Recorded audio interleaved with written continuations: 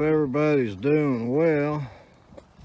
I'm out here taking my daily hike. Since this COVID thing's been going on, I've been trying to get a little bit of exercise. I haven't been doing any work or anything. But this is that it's the Logan Martin Lake, which is a dammed up reservoir here in Alabama. And during the winter, a lot of times, as you can see here, that water level has really been lowered down. Now this is a big lake, but this is just back in a cove. As a matter of fact, I looked it up this morning because of what I'm going to talk about. This lake has 250 miles of shoreline when you're counting all these coves.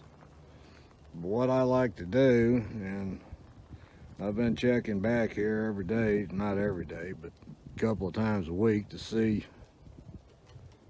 how much the water level has gone down, because I'm actually looking for fishing places. Now I was here when this lake was full. Actually, I did a video on a hike I took through here.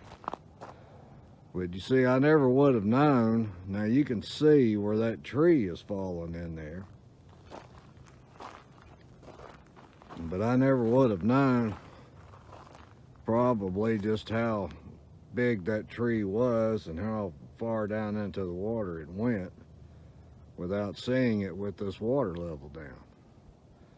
So this is showing me good fishing holes. I hope you can see all those trees that are laying down there. Now they did not float. They've been in the water a while and they stay where they are. So, you know, you're looking at some good fishing spots over there in 6, 7, 8 feet of water. And I can see all those places where they have those rocks and the shorelines are cut back in under there, and that's good hiding spots for fish. And so this lets me know what to expect this spring when they let this reservoir fill back up. But there's another little added bonus.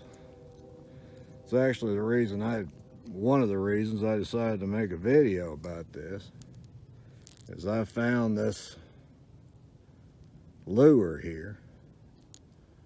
Now this is actually, I think I found about 6 of these. But these are all floating, diving crankbaits that I found. Let me get a better grip on this. If you'll notice, the hooks are gone. And hooks are designed to rest away to try to help the fish. So they even say it's better if you happen to gut hook a fish. Now I don't know about these big old lures, but these hooks are designed to dissolve. So if you gut hook a fish, it's better not to just jerk that hook out of there, because it'll definitely kill the fish if you're into catch and release. Now if you're going to take that fish home and make dinner out of it, that's a different story.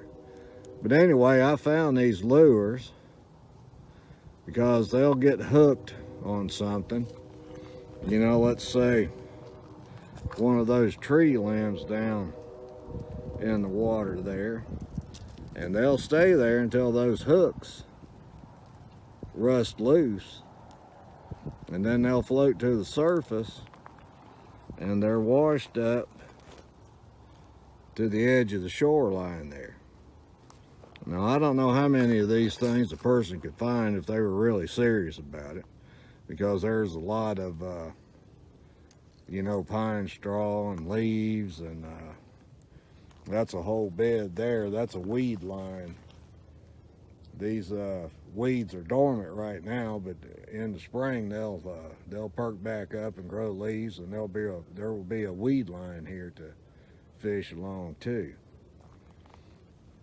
But anyway, what I'm going to do, and I have some hooks and one of those little, I don't know what you call it, O-ring plier things at home. I'm going to put some hooks on here. Now, I only have one size of O-rings and one size of treble hook, and I'm not going to buy any more. But I might end up with some Franken lures, you know, not having the right size hook or whatever, but I'm going to try that. And one day, I'm going to go out fishing, and I'm not going to take anything with me but these lures that I found that I call free bait, and see if I catch anything on them. Because these, and it's one reason I don't buy these and like fishing with them, is because they cost a pretty good bit of money, and I hate throwing these things into the mouth of a hungry stump and never seeing that $6 or $8 or $12 again.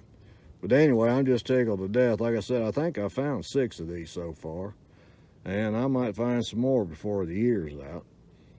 But anyway, I just thought I would let you in on those 2 little things. If you live near a reservoir, hunt for fishing spots and hunt for free bait. And just for the heck of it, person wanted to, they could fill up a 5-gallon bucket with tennis balls and bobbers. Those things are just everywhere.